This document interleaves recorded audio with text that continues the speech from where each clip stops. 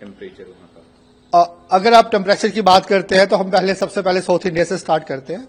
तमिलनाडु में जो टेम्परेचर है वो सामान्य से ज्यादा है और हमारा अनुमान है कि वहां पे आइसोलेटेड प्लेसेस मीन एक दो जगह हीट वेव हो सकता है। हीट वेव का क्राइटेरिया क्या है प्लेन्स के लिए? अगर टेम्परेचर सामान्य से 4 से 5 डिग्री ज्यादा है और जो मीन टेम्परेचर 40 डिग्री है तो हम हीट वेव बोलते हैं। और कोस्टल एरिया के लिए अगर टेम्परेचर 37 डिग्री है और सामान्य से 4.5 डिग्री से ज्यादा है तो कोस्टल के लिए तब हम हीट वेव बोलते हैं। और हमारा अनुमान यह है कि अभी इंटीरियर तमिलनाडु में एक दो जगह हीट वेव हो सकता है और जो कोस्टल एरिया है इसमें वहां पे hot and humidity mean hot and humid weather रहने का उम्मीद है। उसका मीनिंग यह है कि वहां जो टेम्परेचर है सामान्य से 3 या 4 डिग्री ज्यादा रहेंगे और ह्यूमिडिटी हायर साइड रहेगी और इसके साथ लोग डिस्कम्फर्ट फील कर सकते हैं। अगर आप बाकी राज्यों की बात करें, अभी सबसे पहले बिहार की बात करते हैं। बिहार में जो टेम्परेचर हैं वो भी सामान्य से ज्यादा हैं, 40 डिग्री तक पहुंचे हुए हैं और वो नॉर्मल से भी 3 से 4 डिग्री ज्यादा है और कुछ हिस्सों में, लेकिन वहां पे कोई हीट वेव का सिनेरियो नहीं है। और अगर आप उत्तर प्रदेश राजस्थान की बात करते हैं तो वहां टेम्परेचर सामान्य ही है, 40 डिग्री के पास है बहुत सारी जगहों में, लेकिन ऐसा कोई हीट वेव का आज के लिए सिनेरियो नहीं है। अगर हम रेनफॉल एक्टिविटी की बात करें, इस समय जो रेनफॉल एक्टिविटी मेजरली चल रहा है वो नॉर्थ ईस्टर्न स्टेट में चल रहा है। असम, मेघालय, अरुणाचल प्रदेश, त्रिपुरा, जहां पे आज हमने हैवी रेनफॉल वार्निंग का वार्निंग दे रखा है, येलो अलर्ट दे रखा है। हैवी रेनफॉल वार्निंग मीन वहां पे 24 आवर्स में 6.5 सेंटीमीटर से ज्यादा रेनफॉल हो सकती है। इसके साथ ही वहां थंडरस्टॉर्म एक्टिविटी, लाइटनिंग एक्टिविटी हो सकता है।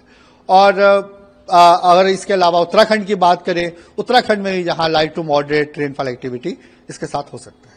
सर, दिल्ली में भी हीट वेव बढ़ रहा है, इसका क्या कर सकते हैं? देखिए, दिल्ली में ऐसा टेम्परेचर सामान्य से 2-3 डिग्री ज्यादा हो सकते हैं, लेकिन अभी तक कोई हीट वेव का सिनेरियो नहीं है नॉर्थ वेस्ट इंडिया में। उसका रीजन क्या है कि एक वेस्टर्न डिस्टर्बेंस आज भी इन्फ्लुएंस कर रहा है। उसके लिए हमने जम्मू कश्मीर के लिए हैवी रेनफॉल एक्टिविटी दे रखी है।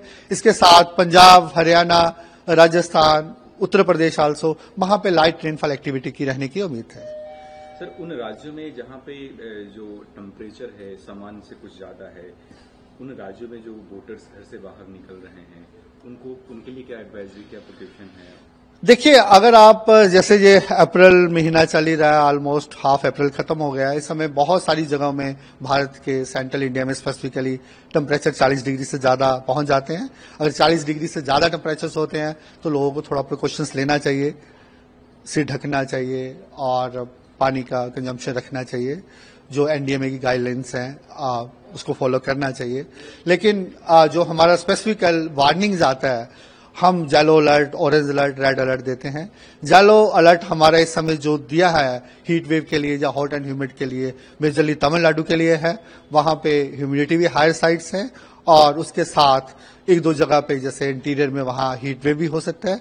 उसके लिए यही एडवाइजरी है कि पानी का कंजम्पशन ज्यादा रखना चाहिए, लूज कपड़े पहनने चाहिए, हो सके तो थोड़ा से ढकना चाहिए, धूप से परहेज रखना चाहिए। ओके, इसका मतलब क्या धूप से परहेज रखना चाहिए? मतलब दोपहर में हम कूलिंग अवॉइड कर सकते हैं, सुबह और शाम को अपना सकते हैं क्या? ऑब्वियसली थोड़ा सा इस चीज का परहेज रखना चाहिए। और बाकी हिस्सों में ऐसा इतना कोई significant temperature heat wave like warning है नहीं, जैसे मैंने आपको पहले भी ब्रीफ किया है।